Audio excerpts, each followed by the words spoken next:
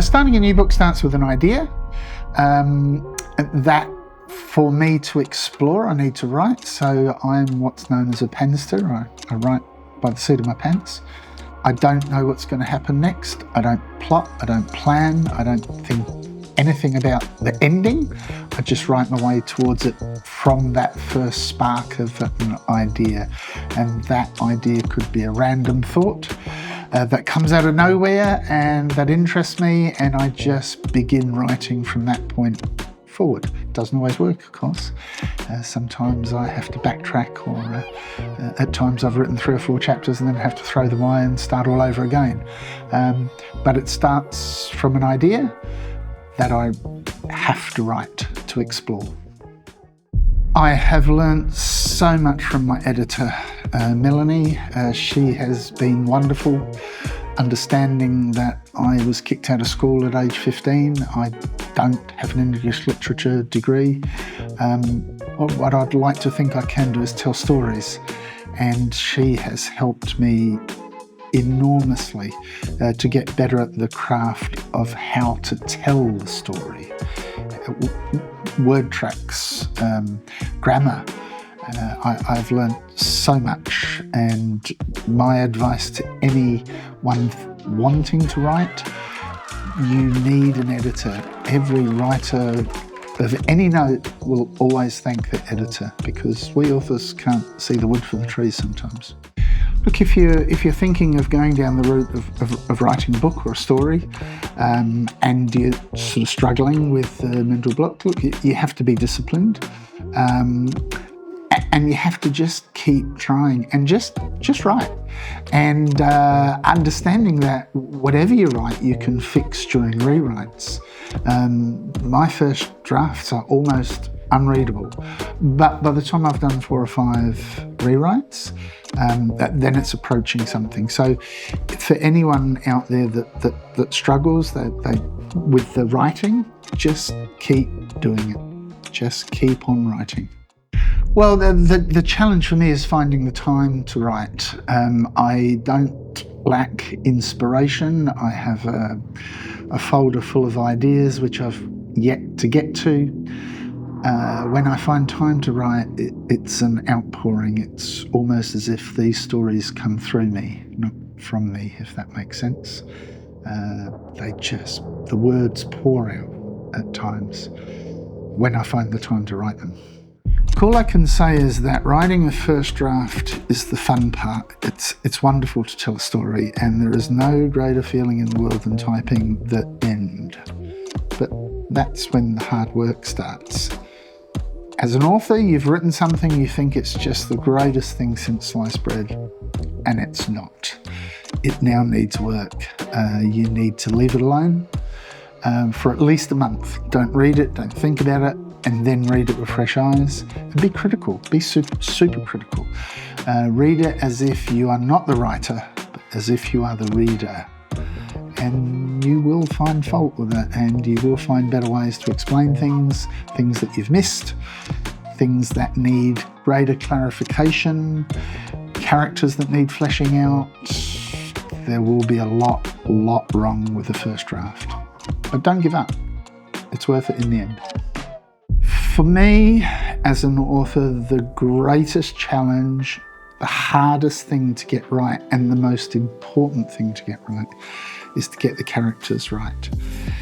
I spend a lot of time thinking about and plotting and planning my character, because if I can get you, the reader, to invest in my character and believe in them or care for them, now I can take you on a roller coaster. Now I can make you fear for them, cheer for them, hurt for them, if I can make you believe that they're real. But they're all my favourites at one time or another. Generally, when I've finished writing the end, that one's suddenly become my favourite. But as I look back,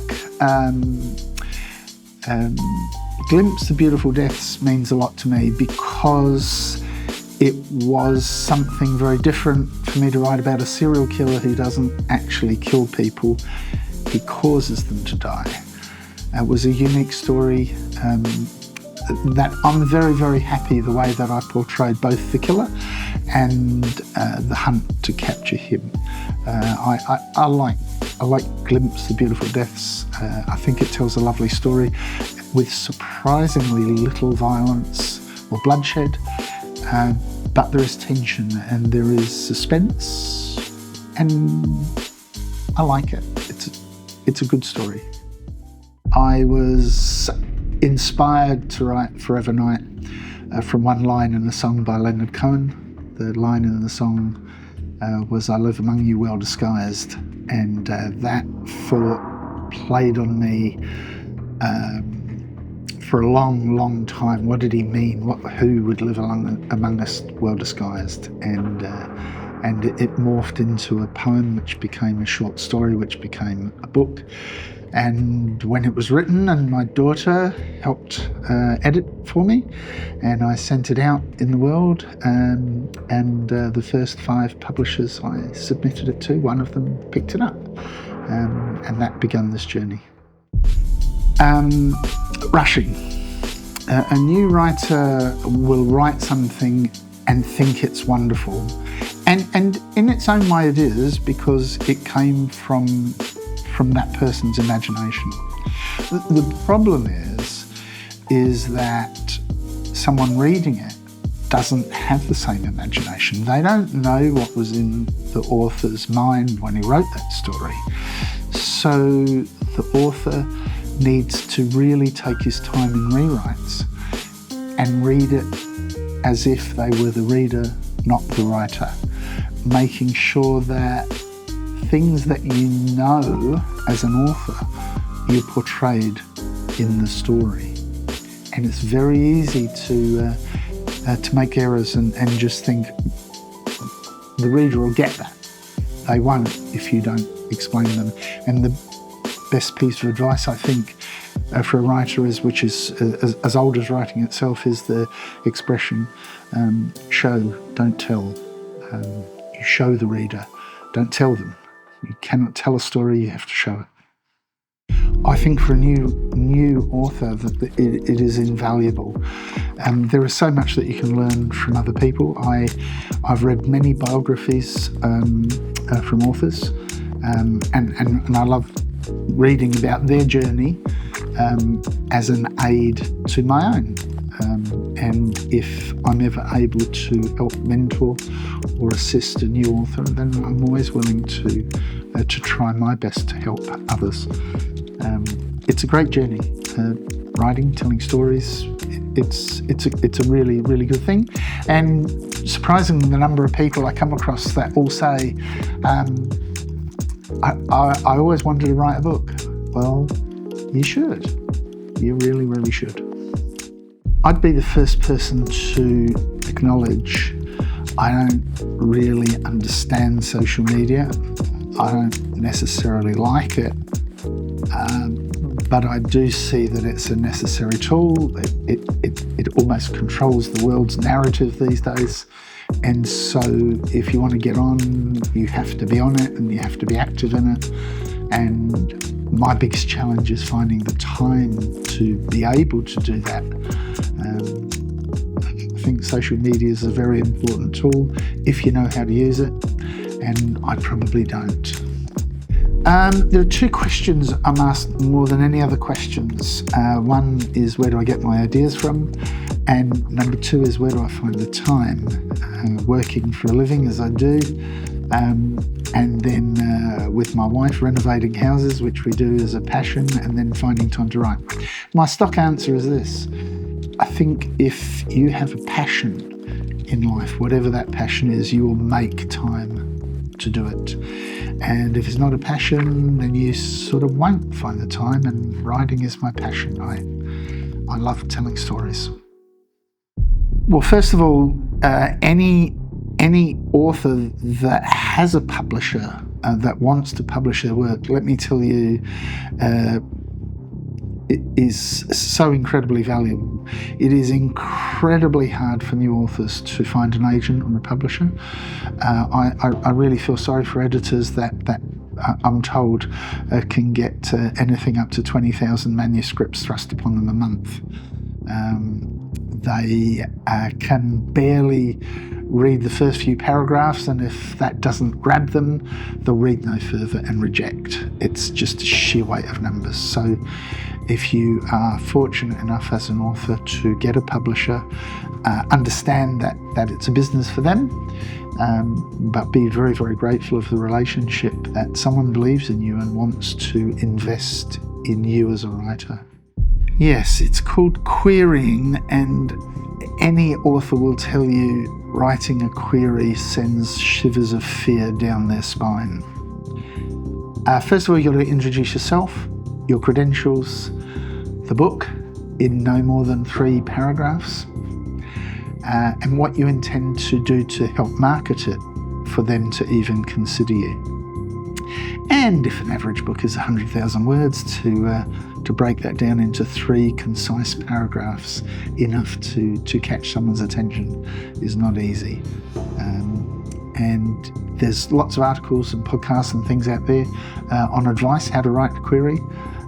My advice to any new writer is read as much as you can, because you only get one chance to pitch an idea or a story or a book to a publisher or an agent, and you've got to get it right. Well, I have certain people that I ask to read and review. Reviews are the lifeblood of any author. It's difficult to get reviews, but it is worthwhile trying. I try to do my bit with social media and just to get the book out there in the marketplace. It's a very crowded marketplace. I think on any given day there's probably 10,000 books published or some crazy number like that. So it's a crowded marketplace. You need to do your bit to try and get yours recognised. And it's hard work. It's hard work, but hey, if you make it, it was well worth it. Yeah, well, look, negative reviews are a part of it, unfortunately, and you have to be thick-skinned. Everyone's entitled to an opinion. And if they really don't like something, hey, I'd rather know than not know. So what I really don't like is, for argument's sake, in my case, when people will post an adverse review because of my name, because they think I'm trying to cash in on another person with the same name. And that's unfortunate, because they won't give the book a chance or the story. They will just criticise me, and I think that's a shame. By all means, if you don't like my work, hey, tell me, email me. I'd love to have a chat about it, and find out where I could improve. But handling negative reviews is something, unfortunately, we all have to deal with. It doesn't matter whether you're an actor or a writer. There's always going to be someone out there who doesn't like what you do. That's their opinion. They're entitled to it. I am deeply fascinated with serial killers. Like a lot of people, it seems like there's movie channels and TV channels dedicated to it now, and I think we all want to know why. Why does one person feel the need to become a serial killer? I love writing about that. Not in a morbid way, or at least I hope it's not a morbid way, more as an interested third party. I like to explore that world, but that said, if I'm inspired to write something else, I'll write it. I have one book set in 1957 on a lighthouse, which is a romantic thriller called Winter at the Light. I have another one which investigates a love story in a time travel book called 33 Days. So it's not just about serial killers and police investigations. I'll write anything I'm inspired to write. I'm about to release a book, a horror story called The Curse of the Manitou. I can write anything, but if you're asking me what is my favourite genre, it's that psychological thriller. I hate writing erotica. Sometimes a story calls for a sex scene, and I hate writing them. Don't get me wrong, I love sex. I've always loved sex. But I do not like writing about it, okay? I have family, I have children, I have grandchildren. And the thought of them reading something naughty that I've written chills me to the bone. But unfortunately, sometimes the story calls for it. If you're going to write in an adult genre, then you have to put adult themes in there. But I don't enjoy it, let me tell you. Look, publishing is tough. It's tough for writers. It's also tough for publishing houses. Only just recently we saw a major publisher go broke. Unfortunately, people don't buy books as much anymore now. There's too much on TV. It's all downloads now. It's not, people don't buy paperbacks as much anymore. It's a tough business. Yet we writers are still attracted to telling stories, and thankfully, a lot of us don't do it for the money. We do it for the sheer joy of telling stories. Yes, The Curse of the Manitou releases on September the 13th, a story about Native American spirit, a water spirit of the lake. It's a horror story. If you like, it's a bit of an homage to my more famous namesake. And it's dedicated to my narrator, Jeffrey Boyes, who hosted me on a recent trip to America and took me to the Native American Museum in Washington, and I learned a lot about what the Native Americans went through and wanted to tell a story to entertain, but also to be sympathetic to the Native American cause. They were treated abysmally, and I have a tremendous amount of respect for them. Subsequent to that, later next year, will be released a book that took 3 years to write, which is called A Love to Kill For. That one is a bit special, and it's the first time I've written a book set in America. Watch out for that one.